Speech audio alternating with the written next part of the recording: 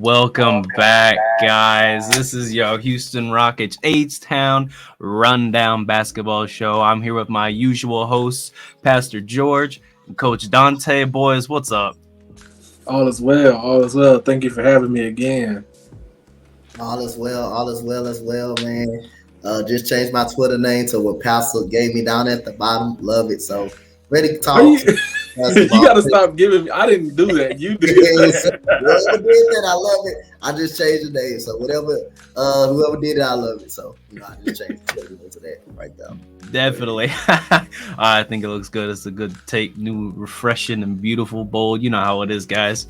So let's go over it, man. It's that time of the year again. We're going to talk about a couple games, the Houston and Nets game, and then the Detroit game. That's going to be real fun. And we're going to talk about some other things, some Jaylen Brown news, maybe some comments said about him. And then eventually we're going to talk about some coaching changes, styles, predictions, and whatnot. You know how it is. So let's start off today straight away with that Nets game. Some key takeaways here. KPJ balled out 31-6-9, absolutely fantastic. Jabari ended up going 12-2-12, another double on the season. We love to see it. Alperen Sengun with 21 points, 2 and 12. Is that what I see there? Alpi and Bari, that front court is absolutely phenomenal. And then we had a lot of rebounds here. We had 50 total rebounds, which is absolutely awesome. It's at 20 offensive rebounds and 32 defense rebounds. Phenomenal. And then we had 60 points in the paint there. We were plus 14 in that time. Guys, any other thoughts or comments on this game other than the fact that KPJ went berserk? Dante?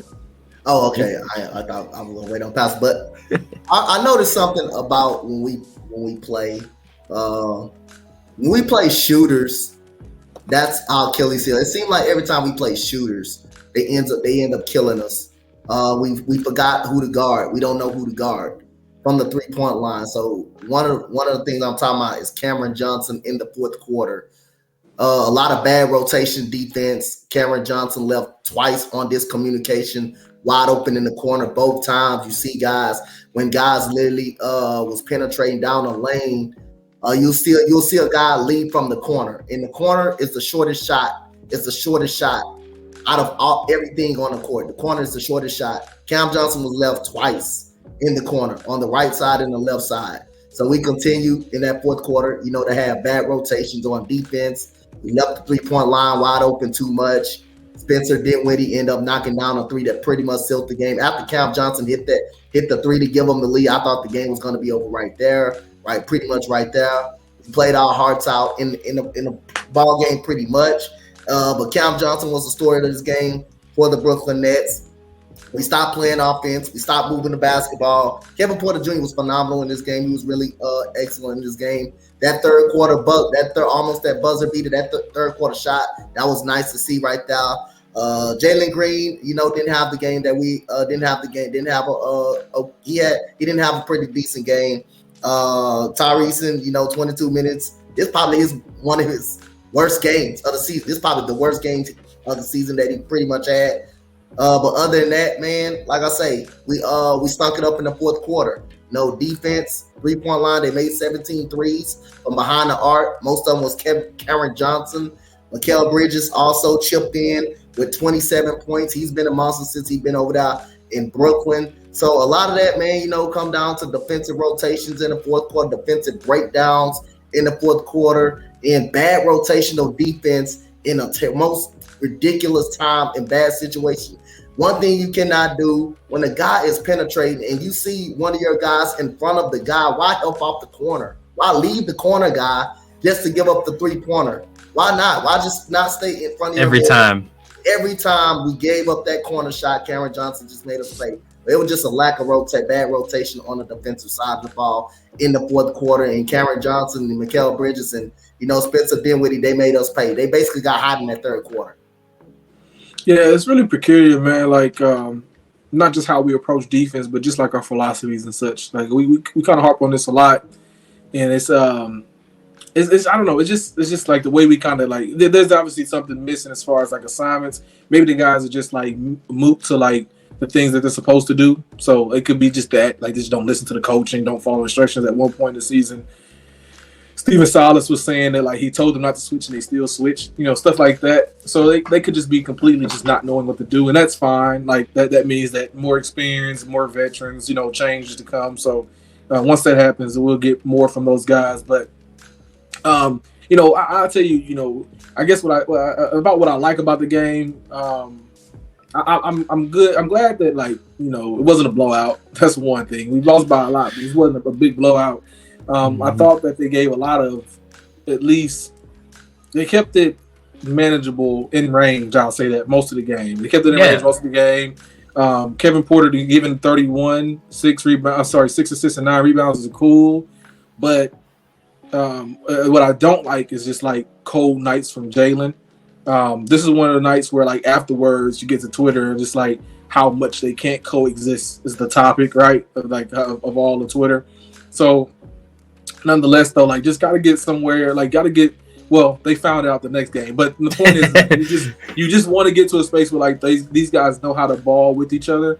And even like we talked about like other play last episode, we talked about veterans and stuff and what it looks like. And one of my points was like, if you bring another point guard, at least a veteran point guard, you're allowed to bring in either one of those guys, Kevin or Jalen, off the bench and allow them to play. Either way, you know what I'm saying? Like one can play with the point guard while the other one sits, etc. So my point is just like it's almost as if like they can't play together, but then we went on to see that they can. So it was mostly about coaching and not their actual play styles not fitting. So as we continue to grow and see what these guys can do, I would like to see more of that if they're going to actually play with each other long term. But yeah, I never want to see games where Jalen is just not in it, right? He's not really contributing as much as he should. And we're relying on Kevin as like the scorer and the facilitator.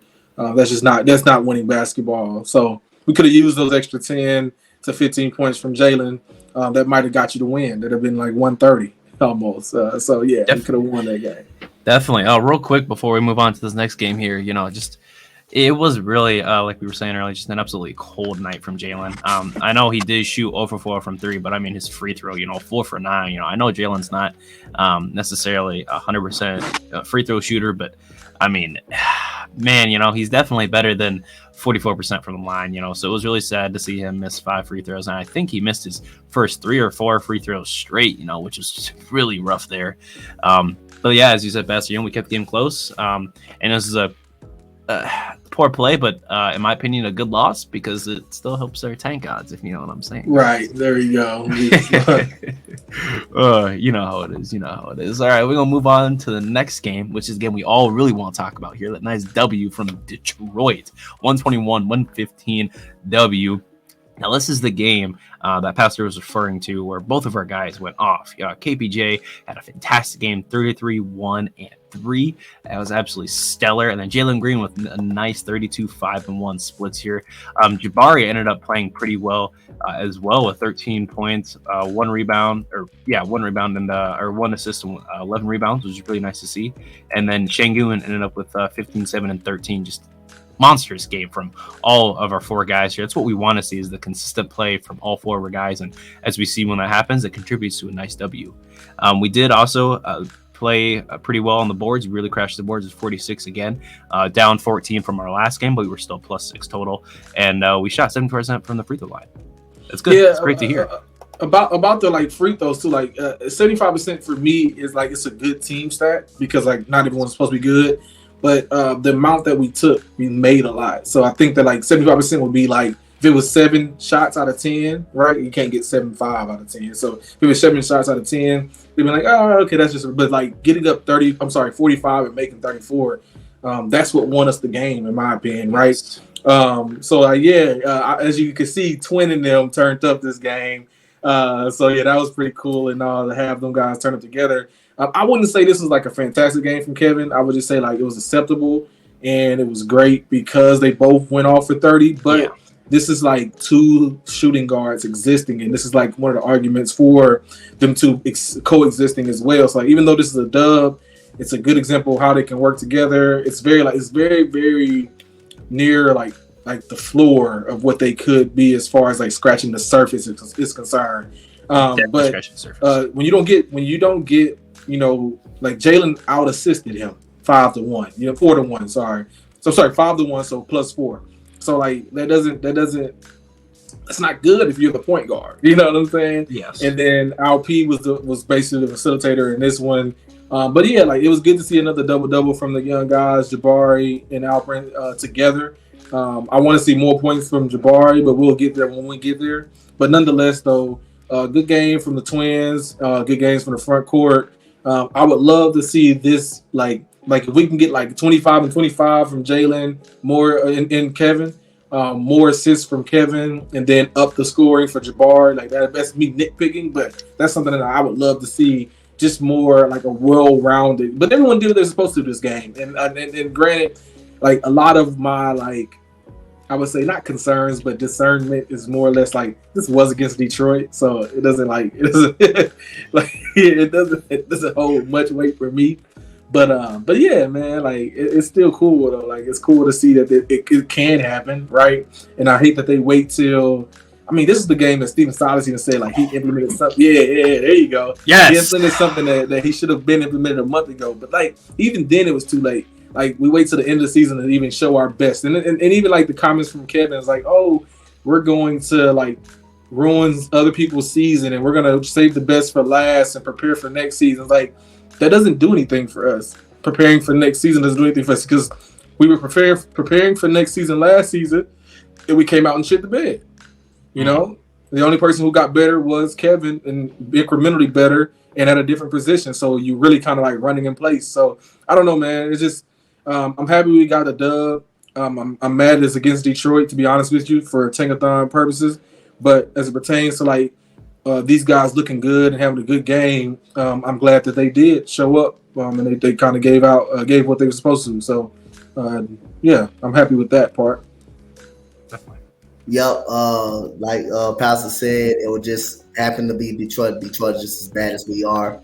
Other than that, man, what Sengun with that pass to KJ Martin. I don't know if it was this game. Fantastic pass. Very good. Man, if you look at that pass close up, man, that was a smooth pass, man. That was some street ball passing right there. But I liked the way he passes the ball like that, man. But other than that, man, you know, good game for the duo, Jalen and Kevin. You know, you like to see Jabari for the duo. Who's the duo? Like Kevin. You mean for the Twins, bro? The Twins. Every quarter college. It's the Twins. Now the Twins, perfect game, great game for them. They played very well. Jabari Smith wishes he would have made more shots, 4 for 14. But early in the game, I like the way he was doing something that like we completely continue to rabble about that he's doing in the second half of the season that he wasn't doing in the first half. Just catching the ball in the post and just being strong with it and shooting over guys. You saw the 2 shots that he shot immediately over Corey Joseph. Didn't hesitate. He immediately grabbed it and just shot over him. Now he's starting to learn that. He's starting to learn that over and over as the days goes on. I'm glad he's starting to learn that, knowing in himself, you know, being confident in himself. Hey, I'm 7 foot. I can get my shot over anybody. And he's starting to be confident and take it. So, you know, he did go 4 for 14 and 1 for 6, but I'm happy that he's being confident in taking those shots, and something that he wasn't doing early in the season. Tyrese in back-to-back terrible games, but again, love his defense, got 10 rebounds. So he's not making an impact on scoring. He's going to make an impact on the other end of the court. So, you know, 45. I wonder what happened with Tari, man. There's like something clearly on the floor that like he goes like his effort is there. I agree, but he goes to like a phase where like he just forgets that he's a professional basketball player. Like I don't know, it's weird, man. It's weird. Like Mama he like hear that. Right. Well, Mama Decent does it too, but like I'm saying, like he like reaches, overreach, like you know, like he does like this at the ball. Like, come on, man. Like you can't. You gotta get a foul. You keep doing that at the ball. I don't know. It's just weird. Like he like forgets how to attack the rim. He like overthinks it sometimes. It's like, but like he's much better than that as an actual player. And it's like I don't know, man. Like it is his first year, so I have like I guess because like he's 21 in my mind, and like that's 3 years in league. You know what I mean? Yep. But in actuality, this is his first year, so I mean it'll get better. But yeah, like. Having back-to-back bad games for him isn't that bad because he's a high effort guy. So yeah. Yeah, so it's not that big of a deal. But yeah, like sometimes he looks like a Bambi out there at times, like very, very young and immature on the court. Yeah. I mean, definitely. I mean, it's just. Oh, your mic. Your mic went out. Your mic went out. No, you're good. You're good. Go ahead, Dante. Yeah, but like I say, man, he didn't he gives the effort all the time. So some nights, the scoring ain't gonna beat out, but like I say, he makes an impact on the other side of the floor, so much. So he's always giving the effort 1,000%. Again, even Boban got 8 minutes in the game, but other than that, 45 free throws. Showing how aggressive that we was. Attacking the rim and stuff like that. I'll take that any day. We can get 45 free throws, which is ain't gonna happen. It ain't gonna happen most of the time. Once in a lifetime, we got them happen against Detroit, but that shows how aggressive definitely we was against the Detroit. So other than that, it was a good team win, good effort by our players. Again, Detroit just as bad as we are, and it just had to be against a team that we compete and possibly compete with for the number one overall pick. So Detroit just is a better team than we are. So I'm just happy we got to win. Facts. Now, the cake on top of all this, y'all know what I'm gonna say. Knicks played less than 10 minutes. Guys. Oh my gosh. The happiness, the amount of serotonin that rushed when I looked at the scoreboard after the game and I saw the Knicks played less than 4 minutes at the half. Oh my gosh. And he only took 2 shots. Ooh, it's fine. We good, man. That's my highlight of the game right there. Yeah, Knicks is horrible, man. You ain't gotta do it like that, Pastor. We all thinking it though. Oh man. Let's move on, man. So, through the looking glass, we want to talk about Jaylen Brown, right? He's a pretty good player. He's 2-time NBA All-Star, and he won All-Rookie second team. Averaging this year is 23.6 points per game, or is this his career stats? No, this year. This year? Oh, okay. As a second option, almost 24 points per game, 3.5 rebounds, or 3.5 assists, 6 rebounds, a steal, 47, 35, 75. That's all-star talent. Is people, it? People are saying I was told he is elite. Yeah, that's what I was told. He was elite. You know what I mean? I'll say this. John Granato, and we'll get to more of like Granato's comments, but John Granato came out and said that we have real interest in Jaylen Brown, and we're looking to make real changes as we approach the off season. But obviously not approach, but as we get into the off season, and there's a lot of rumors coming out. So I mean, last episode we kind of talked a lot about different prospects, veterans that we were looking at. In the midst of that, someone said, why Jaylen Brown on the list? And Jae'Sean Tate, that's what we were talking about. But it was like, well, there were rumors that we may have interest in him. And then next week, the rumors come out that we have real interest in Jaylen Brown. So I just want to touch back on you guys' reason as to why and why not. Are you guys feeling Jaylen Brown? Are you not feeling Jaylen Brown? Is there any aspects as to your reasoning? Anything you want to add to what you said last week? But yeah, man, what do we stand on the Jaylen Brown chatter, and how do we feel about that? Oh my goodness. Okay, so I do like Jaylen Brown in his role. I think he is an absolute fantastic second option. I think he's great at what he does with the amount of shots and offense that's ran through him. I think he's good next to Jason Tatum. I think he's great, but I don't want him as the main guy taking all the shots on my team, on any team. Frankly, if he's coming to Houston, what are we giving up for him, right? And he's definitely a guy that people want to sell really high on, right? Higher than his value. Think Gobert, right? But doesn't reach that level of value, right? I wouldn't be willing to pay 4 first-round picks and 2 players for Jaylen Brown, right? I would, frankly. Doesn't matter which 2 players I'm giving up. Doesn't matter which first 4-round picks. If we're talking maybe a couple Brooklyn picks and some fodder and maybe one good guy, I won't name who, fine. But not, I'm not trying to give up, a Gobert or AD or James Harden type package for Jaylen Brown. Again, he's great. I like him, but not for what they're trying to get for him. No. Well, that's the conflict, right? But hey, Will, Dante, what's your thoughts, man? Last time we talked about him, I think you told me that you weren't interested in Jaylen Brown. You were more interested in the Draymond Greens of the world and the James Hardens of the world. Are you still standing by that? How do you feel about Jaylen Brown after the realism has come out, or the census has come out that a lot of our fans want him and our front office may be super interested in him? Now, if we figure out a way to make the move, and we do make the move, would I be upset? No. But then again, I'm gonna stand by the statement. And, you know what I said. Still think it's a very strong possibility that Harden, you know, and Draymond Green can end up here, because we do need some type of stability and leadership in this locker room. But okay, Jaylen Green is the perfect Robin right there with Jason Tatum. He's perfect right there. I don't think Jaylen Brown, you mean? Jaylen Brown is the. I was gonna say Jaylen Green. I'm talking about Jaylen Brown. Yeah, my bad, y'all. You're good. You're good.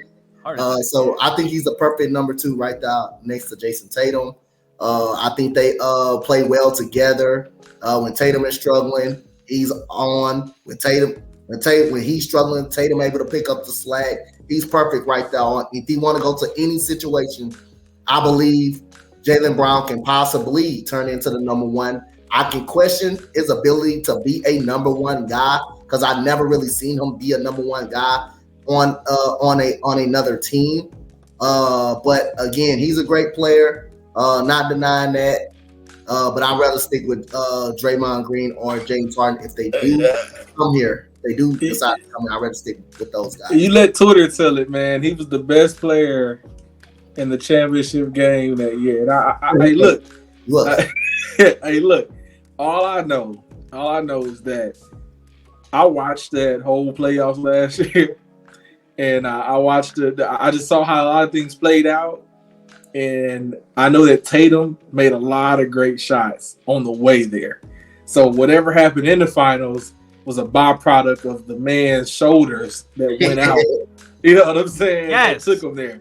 So yes. I don't know anything else, but I know that, and I know Al Horford made some clutch shots and some big moments and played some great defense. Yep. I know Marcus Smart stepped up playing out of position guard, and I knew that there were some point guard aspects that were missing from the game, which cost them a lot of things in those playoff series, as to why like shot creation was so big for these guys, and whenever they were not making shots, Tatum specifically, that a lot of their success went away. A lot of what got them there was independent shot creation and my turn, your turn. So one of the aspects, going to like my original point from last week, was I think it's just more the same, man. Like you bring Jaylen Brown here. He's not a 3 in my opinion. He's a 2. People are arguing me up and down Twitter saying he's a 3. He's a two-way 2 and 3. Oh Jesus Lord, that's a mouthful. 2-way 2 and 3. And that he's going to solve issues because he just raises the floor of this team to a point where we have just something to hold on to. And I just don't get it. We already have 2 guards that are 2 guards. And now we're going to have 3 guards that are 2 guards that can play 1 through 3, I guess. Like, I don't know. The versatility would be hell. You know what I mean? I guess that's what we're giving people, versatility. But, I mean, he's undersized. He's listed at 6'6", but he's probably more or less 6'5", 6'5 and a half. I mean, he's physical. He's mature. A lot of people were like, at one point, not Granado, but his co-host was like, this is similar to the Harden situation. It's like, it's not. Harden was much younger when he came. This guy, like Harden had not reached his ceiling yet, was nowhere near it, and was a 6th man. This guy was a starter in the NBA, all-star, and has peaked already. So I don't know how much better it is that the people were expecting this guy to be. It only gets, it either plateaus here.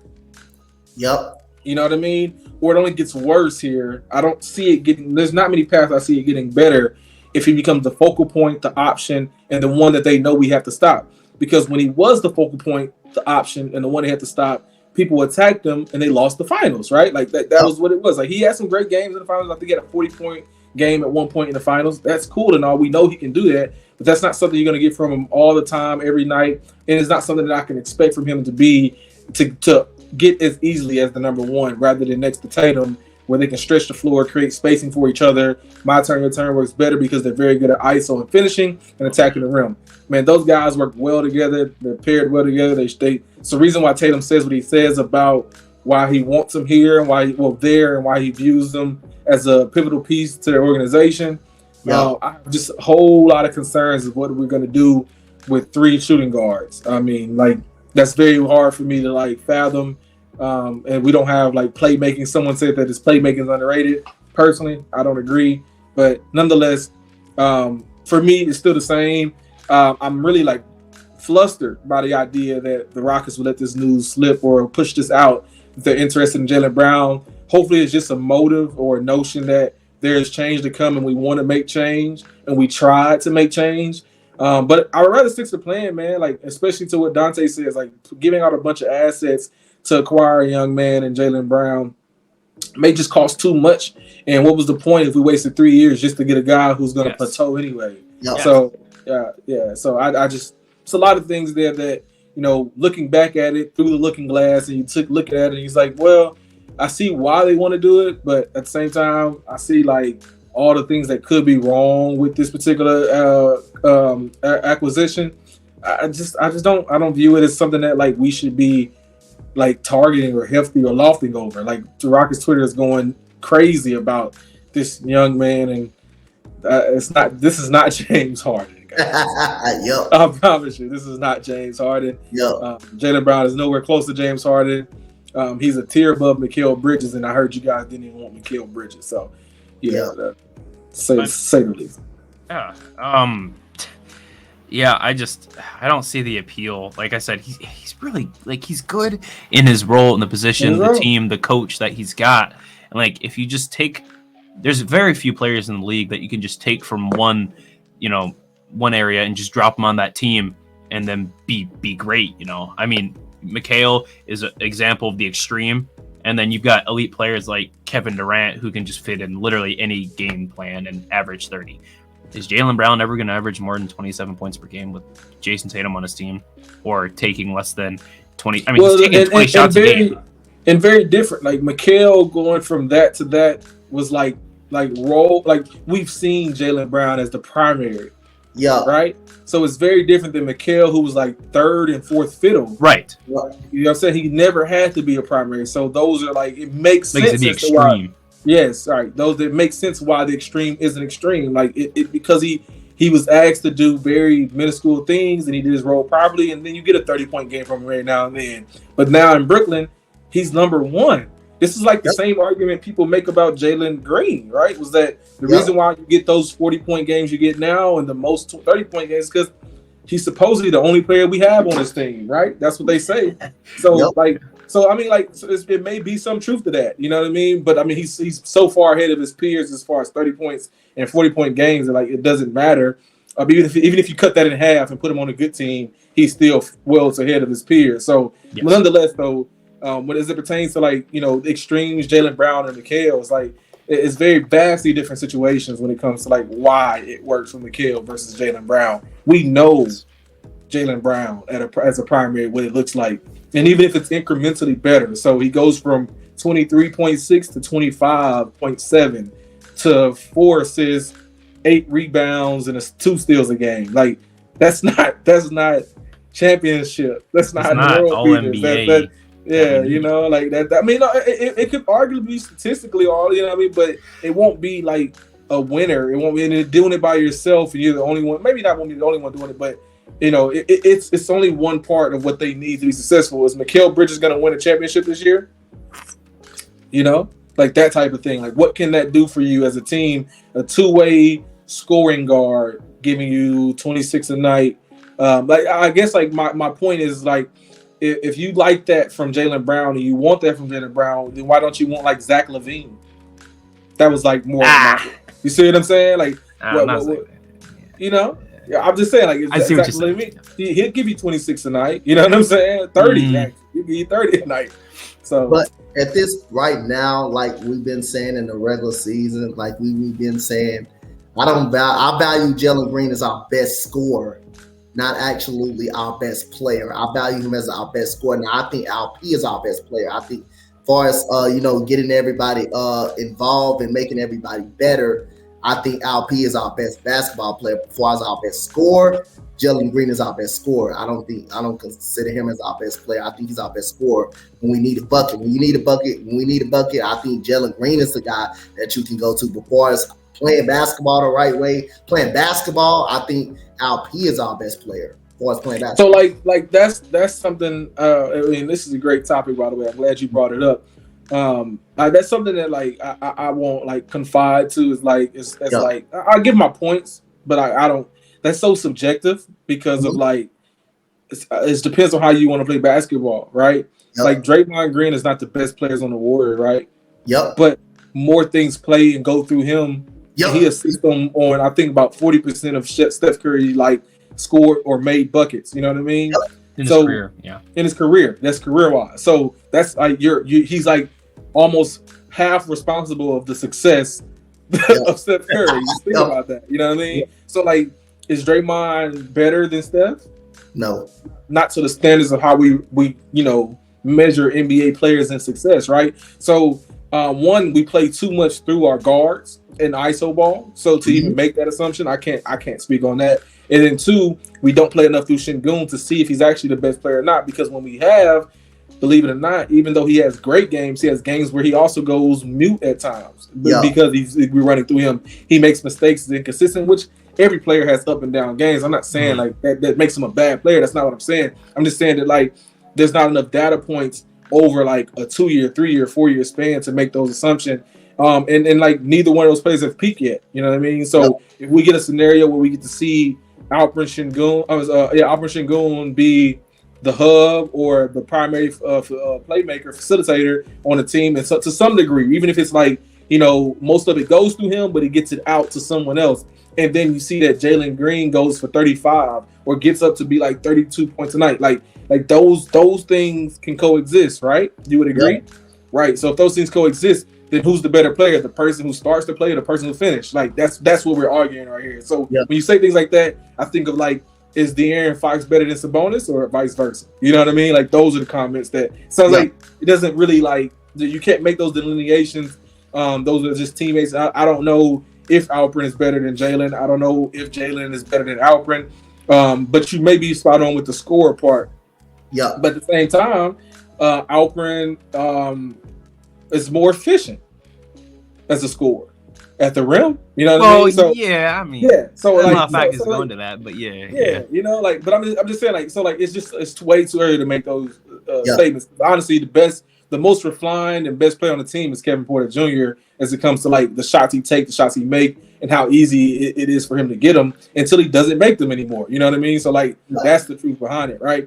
But he also is the most mature and oldest player as far as like years in the league and shit like that. So nonetheless, though, I get your point. I hear you. It's a good point to bring up. I just like I do want to see more from Jalen as we get to that point. And to bring it all back full circle, I don't think you get more of that or to delineate that if you bring in a Jaylen Brown. I think he takes up minutes at the 2-guard spot and then at the 3 spot. I don't think he's like, he would have to really reduce his role to being a 3 and D guy, right?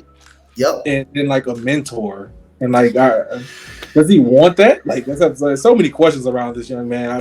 I don't know, man. I mean, Jaylen Brown already at this point is expressed frustrations from his role he gets. I mean, so right now as it stands, I heard about this too. Yeah, he takes 20 shots a game. All right, he thinks he deserves more minutes and more shot attempts and more ball handling and more point guard duties specifically. If Jaylen Brown asks me, hey man, I'm trying to run that point guard. Hell no! Who do you think you are? Bro, love you. No, stick to your strengths, right? Team, right? If we just take Jaylen Brown and drop him at this season that we're already on here, if we drop him at the beginning of this season, right? He most likely plays that 3rd spot, right? So KPJ, Jalen, and Jalen. We got Jabari and Şengün starting, okay? That is a mess. Jalen's not going to be able to get hot ever because Brown likes to take his own rhythm shots, And Brown, I think, is a really good rhythm player. He's an example of a guy like once he catches fire, to comparison like Zach LaVine, like a volume scorer. If he can take enough shots, he's getting enough points, that kind of thing. Jalen Green, we've seen him like be able to get hot, scorching off the bench, just coming up right off the beginning of a half or a quarter. But sometimes, a lot of the times, he's got to get to a rhythm and get a certain amount of shots early, and then everything else is just butter right after that. KPJ, I mean, we've seen in this last stretch of the last 5-6 games here, I mean, he can just shoot whenever he wants, and he's pretty good. He's good for 20 almost any given time. But Jaylen Brown and Jalen Green on the team cannot coexist whatsoever. Not only that, but we are too small. And if we're going to ask Jaylen Brown and rookie Jabari to guard the front line and guard everything and hide Jalen Green and sometimes KPJ, I just don't see it where Jaylen Brown would even be happy or comfortable. And not only that. Yeah, I don't think he wants to be here. No. And not only that, but like as a leader, right? I don't see Jaylen Brown as the leader of the team. I mean, one of the more vocal guys is obviously Marcus Smart, and Jason Tatum is your king over there, and then Al Horford's your big veteran. Jaylen Brown, and there's nothing to Jaylen Brown, but like we said, he's that second fiddle. He's a good guy. Like Jason Tatum's not having a good night. Let's dish it to Jaylen Brown, see what's going on, and then Jaylen Brown scores 40 like we saw against us. And we held Tatum to like 18 on 22 shots or something like that. He's not gonna want to be here for one. He's not gonna like the culture that we have or that we're trying to develop, and he's not gonna want to be on a developing team. If we trade for him, he's not gonna be happy. And if we give up all the assets to not be able to re-sign him, then we're back to square one. And what was the point of all this? Yeah. So yeah, it's a lot that it sounds good in theory. I just think that this is like an overreaction to like something that it doesn't move a needle in my opinion. But hey, good guy. 24 points a game is great. This guy's a two-way player. It sounds good, but it also feels like 2K. So no. Yes. Yeah. I mean, this is a trade you make on 2K. Give a few picks away. You can drop any team, any guy on any team, and it works, obviously. But real life, Jaylen Brown is not, again, great guy, fantastic in his role with the Celtics, but it just wouldn't work here. It's like just let it be known. The H-Town Rundown does not endorse Jaylen Brown. We don't like. We good. Yep. Well, I don't like him for here anyway. Houston, yeah, exactly. We don't like him for Houston, for sure. Yeah, definitely. Any other thoughts on that before we want to move on? No, I feel like we exasperated that pretty well. Perfect. Alrighty. So I like last time we talked just for a bit about coaches. But now we're really going to be making sure that we can talk as much about some of the coaching options for the future as possible. Obviously, we have Silas Goat here. That's still here. But also, like this goes into like what Granado's second part of what he said. So like as it pertains to like John Granado and what he said about Jalen Green, Jaylen Brown, the first half was more or less that like there was some change that was supposed to come.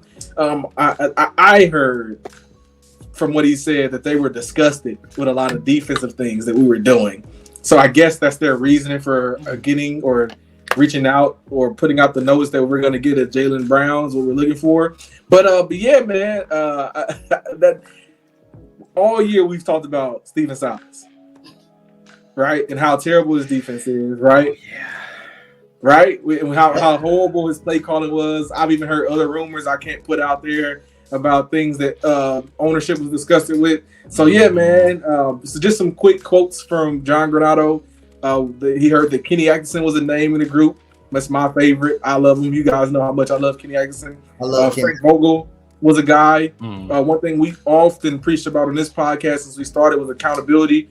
Granado, I mean, it's almost like he heard us and was like, yeah, accountability is something that they're preaching too. And they liked that in Frank Vogel, so we were like super happy to have that. And I mean, as we get towards the end, we'll talk more about ownership. But man, like to hear that even Tillman, this is Granado's word, that Tillman isn't afraid of a guy like Udoka in that whole situation. And I just like that's where like I love Tillman. So when we get to Tillman, I get more about that. But like, yeah, man, like I just like, bro, more or less, hearing these topics of like the coaches that we're after, one, I would just have to wonder like how does Steven Silas feel and knowing that this information is coming out.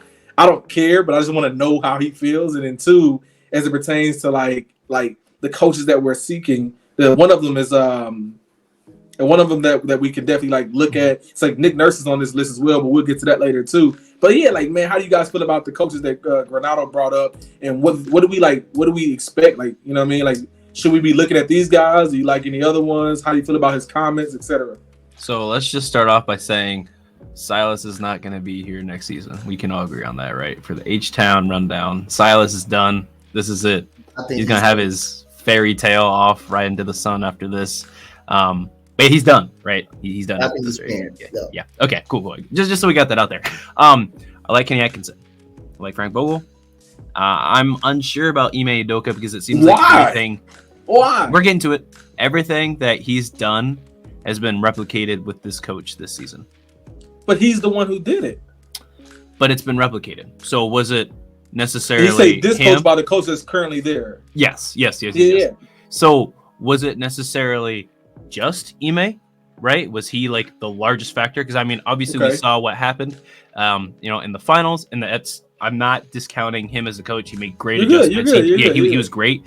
However, if what he could do was easily replicated to keep the Celtics almost the number one seed, except the last, I think, 3 weeks. 3 weeks ago, they fell down to number 2 and have been solid number 2 since then. But they've been top 2 the entire season. I'd say Ime is great, but is he as good as his reputation precedes? I feel like it was kind of like. Go ahead. I'm going to nip it in the butt because you're not giving. So listen, I was told. Before I get to what I was told, understanding that there's a reason why they didn't fire him, right? You have to know that. Yeah. So he's still on staff. He's just not the head coach, right? Mm-hmm. I don't know how much his actual day-to-day work looks like, if he even goes to work, if he's even allowed in the building at all. I don't know.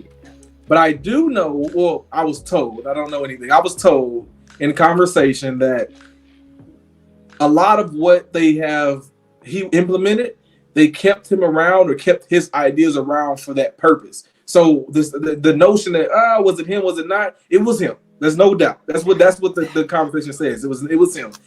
And there has to be some things that they were integrating or were not done integrating before firing him or moving on from him. Furthermore, you know what I'm saying? So in a way, it's like, why would a franchise like not fire a guy who is like flagrant in that way? You know what I mean? Well, in this case, if I fire him, he still gets paid, but if he quits, I don't have to pay him.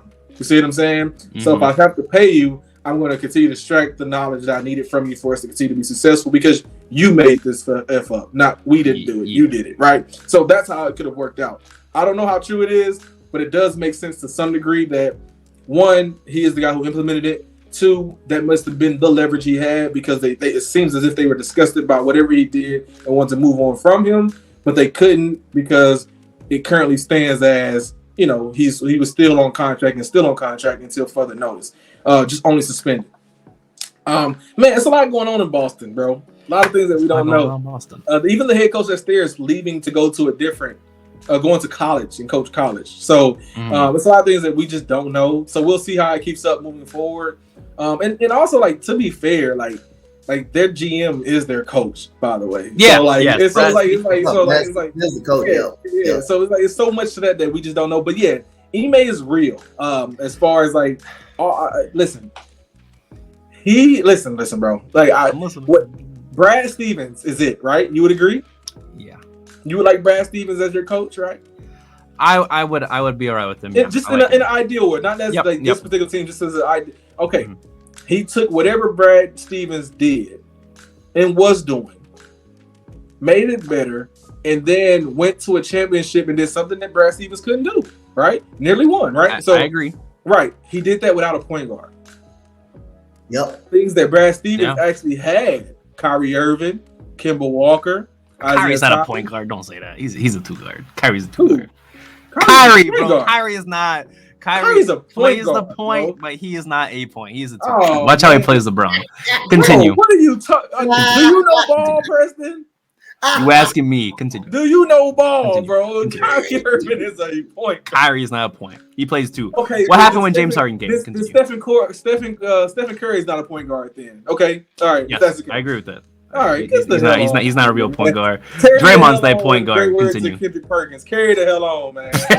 Shut Like, what the hell is this guy talking about? But nonetheless, Oh my god! Anyone who knows ball knows that the primary duties as a one guard is the assist, not score. But continue. Go ahead. Oh, what are you talking about? I'm just waiting for the What are you argument. talking- I was just telling you that. Nonetheless, though, Ime didn't even have that. Okay, he had two damn near. He had an undersized wing playing shooting guard and an oversized wing playing power forward. And then they were getting it in, and they were just doing my turn, your turn, facility. But he made it look good. He had Marcus Smart looking like a real point guard, attacking the rim, finishing. His coaching is there as far as a culture guy, besides the off the court issues. As far as offense is concerned, he has a philosophy that works, and as far as defense is concerned, they were top defense that year as well. So, nonetheless, I think he does have it. I'm just here to make my case as to why I do understand the likability of the guy outside of whatever he may have done. But yeah, man, have no doubts. He makes the real thing, especially only thing I'll argue is that it was 1 year. But I do also argue that he's also had many years on the Spurs staff, so he knows what winning basketball looks like as far as a philosophy standpoint. And then also went from Spurs to Celtics, which is if I was going to learn, I'd rather learn. If I wasn't going to Golden State route of learning from the Kerr and the triangle, so Bulls, Golden State, I would love to learn from the Spurs, Boston. I think that's no question. Anyway, Dante, you have any thoughts on this? I love Kenny Atkinson, but I got a dark horse I want to kind of throw in that I was talking about. The last time we talked about coaches, I did bring his name up, Sam Cassell for the Philadelphia 76ers. I did kind of but his name never comes up in these Ronaldo talks and these rumor mills, man. Like I said, I can't bring in guys that ain't on the rumor mill, man. The last coaching thing we talked about, I had brought him up, and I thought he could actually be a dark horse to come coach over here. But other than that, I like Kenny Atkinson. That's the dark horse right there. What you talking about? No. Actually, Nick Nurse is the dark horse. That's the Nick Nurse. Yeah. Yeah, come on, man. You can't bring up. That's actually came off the wall with one. Kenny Atkinson is the actually guy that I would love to have. He knows how to develop players really well. You see what he, like we said, Constance say, you see what he turned over, what he did over there with Brooklyn before. KD them kind of wanted him fired because he didn't want to give them their way. He didn't want to give them their way, so they kind of wanted him fired out there. But I like the way he did bring up, Jared Allen. He developed Jared Allen, Spencer Dinwiddie, Karis LeVert. He developed all those guys. He turned D'Angelo Russell into an all-star over there. Then they end up making the playoffs, winning the game in Philadelphia. So I like Kenny Atkinson. He's the number one choice, and he knows how to get the best out of these. He would know how to get the best out of these young guys because he did it over there with Brooklyn. So Kenny Atkinson is basically the main guy that I would like to have on this team. Can I ask, how do we feel about Nick Nurse? Right? Because I like him as a coach. I like what he's done with the Raptors. And I know it was, I don't want to say fluke, but he ended up winning a championship. Despite the injuries that happened to Golden State, he did win a championship. And the next season, Pascal was looking like an all-NBA player right after Kawhi left. And then this season, with the weird roster they got going on, the entire wing roster plus Freddie and Gary Trent, they look okay. Not great, they look okay. What are your guys' thoughts about this Iowa native? So listen, man, man, it's so much I have to say on this. I have to pick and choose how I want to say. I was told that that's probably. It makes a lot of sense. That's all I'll say. I do think that Nick Nurse understands, he has a relationship with the guys here already. So he probably I think they understand each other more, if that makes sense. But I also think that like there was a theory from the great Roosh Williams on Twitter, by the way, who was like basically saying that it seems as if like he lost his voice in Toronto. So if that's the case, then like that makes him just like a step above Stephen Silas as it pertains to like culture and like voice and locker room management.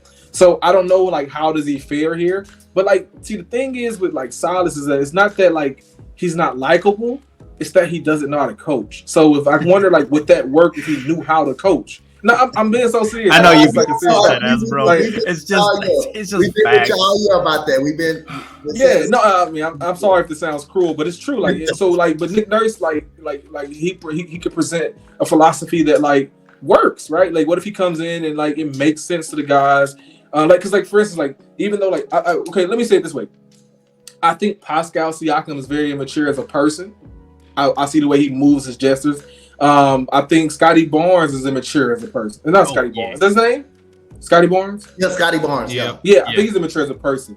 Van Fleet has done well. I don't think he has any attributes that like conflict with Nick Nurse, by the way. But yeah, like I think that like if he was able to work with Kawhi Leonard in that gang, so I think Serge Ibaka was contributing on there. Was Marc Gasol on that team, right? Marc Gasol, Danny Green. Danny Green, yeah, like he knows how to work with certain groups of people. I think there's more or less like immaturity that is here, right, or there now currently that I don't know if he can even like get. Like, how would he work with Kevin Porter? How would he work with Jalen Green? Like, these are all same age guys, immature guys. I do think our guys may take the game a little bit more serious, but like Scotty Barnes and Jalen Green are like best friends, and like those are like those that could be like the same amount of immaturity. You know what I mean? So I just don't know. Nonetheless, though, scheme and understanding where to be, what to do, et cetera, may actually like work out though. So it may compensate for like whatever, ideology or relativity that may be there as far as like, managing a locker room or whatever. But nonetheless, though, I think that there's a lot to be said about his relationship with the current Rocket staff that's here. He was here with Raphael Stone. I think that the only chance that, like, of all the coaches that are listed, I think Mahmoud only has a chance of being here with Nick Nurse because I think they probably know each other, know each other's game, what to expect. Nick Nurse is more or less the defensive version of Mahmoud. So that's also intriguing. Like, if Mahmoud is the offensive guy, coordinator, and bringing game plans as it pertains to that, then Nick Nurse would be the defensive guy who focuses on how we attack the defensive philosophy, game in, game out. So those guys may coexist, but the rest of the gang, I just don't think care about whatever that young guy is saying. So nonetheless, yeah, man, like I think it's a real thing, I think they really like him, really want him. I think it has like some real fuel, you know what I mean? But nonetheless, like I have real questions that were presented to me by other people, and it got me thinking, like, if those are the issues that he's currently dealing with, that doesn't change here, right? That doesn't get better here unless we go get vets. We cut bait with these young guys and we trade them for people who already exist and a star. So something that I really like about Nurse and some of the other coaches that we've named earlier is that they're not afraid to bench people, right? Like, not that I want to single out KPJ, but like, when he stands with his hands on his hips, or when Jalen Green does it. I mean, I've seen Gary Trent. We've seen how lights out of a shooter he was last year. He's a fantastic pickup for the Toronto Raptors. He was great, and there was a couple of defensive plays earlier on in the season where he thought it was sweet because he got this big contract from moving from the Portland Trail Blazers over to Toronto. He thought he was going to be a big pivotal piece, and Nurse put him in his place immediately, and it did not happen again. Now, obviously, there's like defensive lapses here or there, or like when you're up, normal stuff. Yeah, that's different. But when it was behavioral issues on the court, he made sure to put it away almost immediately. Now, obviously, when it's your star player like Pascal Siakam, it's different. When everyone likes you, like OG Anunoby or Scotty Barnes, in that general area, you get a little more of and as I said, man, it's so much to this that we just don't know because like, why is it that we know that he put people in their place, but he also has lost respect? See, I have theories. I think that it pertains to like the GM that's over there. Think so? I think that there may be some conflict between those two guys. The philosophy, who we drafted or they drafted, who they, like view as like how do we view the future? Who do we want to keep? What do we need to target? Like Siakam being a 5 right now when he's a 3 or a 4 at best. You know what I mean? Yeah. It's like what if Nick Nurse is like, we should trade Siakam to get this player, but the GM who was the one who discovered Siakam is like, I'm not trading that guy. He's like this, and this for us. You know what I mean? The same way like Knicks is to like Raphael Stone. So nonetheless, nonetheless though, man, like if he comes here, there may be some confluence on ideology of basketball too, as from the front office is concerned. So I don't know, man. We don't know the whys. I'll be honest, I don't know the whys. I'm not trying to say I do know. It's just been noticeable, Nah, I do know after this season, Toronto won't be the same team next year. Yeah. Because Fred VanVleet did turn down a contract extension, which leads to tell me that he may be looking for somewhere else to go. OG Anunoby, they've been looking for trade bait all year with him in the trade deadline, so he may end up somewhere after this season. And Siakam, he may end up another guy that's going to end up somewhere. So that team's going to look totally different after this year. They in the playing tournament right now, but after they get eliminated or whoever they get eliminated by, that team will not be together this in the next season in 2024. They would not be together. Well, I mean, they could be though, right? It's not like it's impossible. It's just like less likely. Is what you're saying, right? Yep. Gotcha. Understood. Well, the thing is, I don't know if they'll be. I mean, they'll be different, right? Obviously, I just can't say that they're really going to try to move away from OG anymore, or even Pascal, because they acquired Jakob Poeltl for first-round pick and 2 second-round picks, along with Khem Birch, but still, they gave up 3 picks for Jakob Poeltl. I can't really see them wanting to go anything less than trying to acquire a star. If they're really gonna try to move on, and if that's the case, Nick Nurse could be on his way out, or if he gets another star forward that's really good, he might stay. But who knows? I'm not gonna sit here and speculate too much on it. But I do like Nick Nurse. But as I've said from the beginning, I really like Frank Vogel. I like his defensive intensity. I like his ability. Man. I like his ability to switch up at any given point. I'm not saying he's good for our team. Gotcha. I'm not saying that he's the best option out of these 3. But I just really like what he did with that Lakers team. And he made the 2020-2021 Lakers look great. You do know that Lakers team had 3 head coaches, right? What do you mean? They had Jason Kidd on the coaching staff. Oh, they did have Jason Kidd. No, they had 3 coaches, but he wasn't the only one. 3 head coaches on the coaching staff. They had Lionel Hollins at that time, I believe. Lionel Hollins on that one as well. That's an ex-head coach, They had 3 head coaches on that team. They're like 3. They definitely almost had 4, to be honest with you. But yeah, I'll just say, as far as like philosophy and defense is concerned, yes. Offense and I was gonna use the word elite offense, but offense and as far as like modern like use, I don't think he applies. I think he's outdated slightly outdated as a head coach. But I mean, it could just be like me. I could be tripping. I could be overthinking Frank Vogel. So now, here's a guy we haven't mentioned. I know we're kind of getting close here, so I just want to quickly bring this one up. How do you feel about Mike D'Antoni? I know he's been some rumors. Oh man, come on, Press. You can't do it. No, Press. So I just want to put it out there. No, Press. That guy, he's not really coached. Yes, I'm not a fan. I'm just putting it out there. Calm down, fast. Y'all giving non-rumor mill guys. These are not even rumor mill guys, bro. No. No, sir. No. He ran his course here. Close the door. He ran his course here. He did what he could. Didn't work. I still think he's an all right coach. Not necessarily for us. I don't think he's got a team right now. I know he was with the Nets. I was saying he was with the Nets. He didn't do nothing up there. Oh, he was an assistant coach next to Steve Nash. So that's tells you all I need to know about that one. I don't know what he's doing now, if anything at all. But yeah, I'm not a fan of any potential D'Antoni returns. I'm not looking for a sweet reunion at all whatsoever. For sure. I'm glad we're on the same page on that. I wasn't expecting such a strong reaction from Pastor, but we all know what happens. Oh yeah. When he gets his blood boiling just a little bit, Pastor P. I was gonna upchuck right here on camera, man. That's not something people want to see. Oh, you never know. You never know. Is that gonna end up wrapping it up for us? So yeah, man. We got some Tankathon, I guess, coming up. We're gonna run that real quick before we get out of here. I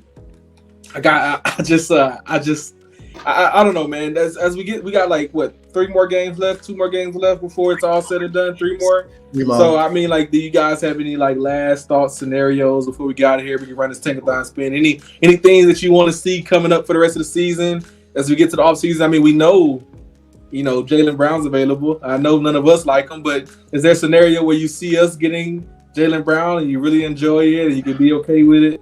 I know we kind of went over all our coaches already, but yeah, as we get to this Tankathon, tell me your thoughts.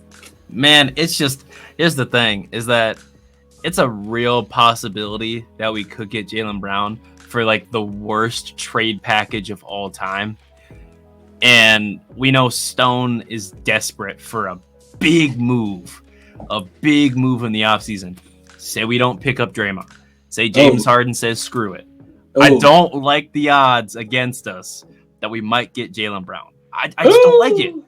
And what's crazy about that is, like, you can't get Jaylen Brown and James Harden, and you can't get James Harden and Draymond. You have to get one of the 3. Mm-hmm. So it's super weird that we're in this weird space where, like, that's what you guys copped out for, Yeah. Yeah. Let's run this lottery, and I give my thoughts on the draft and how we look at the offseason and see. Let's press our luck. So tell me, you want to give me a countdown first? What do you want to do? Yeah, you know what? I'm going to do a countdown real quick.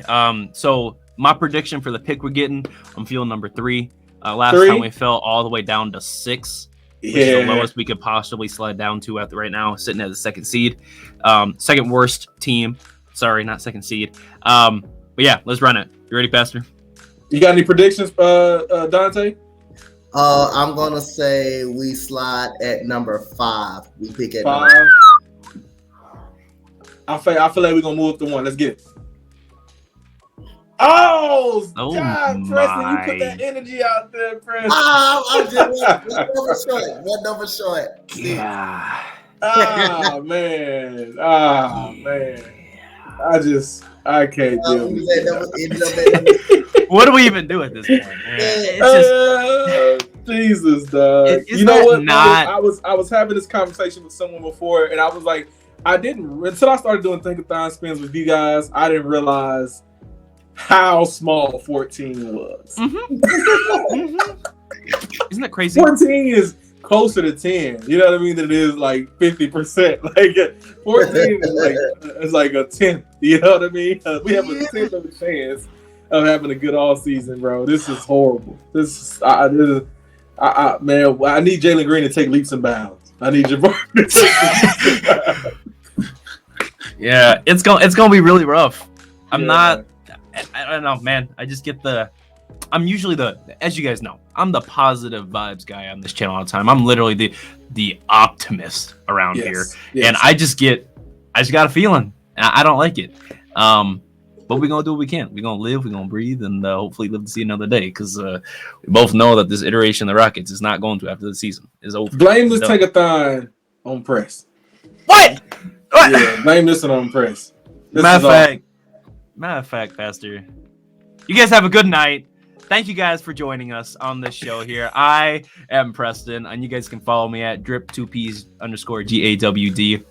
Be sure to follow my guys down here. Guys, tell them where you can go before we leave. You can find me always on Twitter, Earl of God. I talk about a range of things. I love Rockets. I love Texans. And I love politics as well, or anything around that. I'm also always at Rockets Watch, watching the games with Roosh, Clutch, and Jackson all the time. A whole lot of comment and commentary over there, a lot of debate. So get with me on all socials at Earl of God, and keep up with me, man. I love it here, and always see me here on the H-Town Rundown, baby. Y'all guys can follow me at the bottom right here. I just changed my name on Twitter, man. Coach Dante, that Rockets guy. Also on YouTube, Coach Dante. Y'all can follow me here on the H-Town Rundown Rockets podcast with my guys right here. Possibility, you know, we got baseball coming, but right now, focus on Rockets at this point right now. But one more thing I want to elaborate again. Steven Silas, glad he's getting canned. Let's just finish off the season strong. Let's finish it off strong. Jalen, one more 40 piece for me, just like last season. One more. That's all I'm asking. You know for. what? Oh, wait. Before we go, I asked for a 30 for 30. I got a 30 for 30 from fucking KPJ and Jalen, and not from Jabari and Jalen. Godly, man. Hey, 1 out of 3, right? What can you do? At least that chance is higher than the pick we finna get. Guys, 33 is higher than 14. Guys, we also are always in Rocket Spaces on Twitter. So join us, talk to us. We vibe and we chillin'. Yes, sir. And if anything, bye.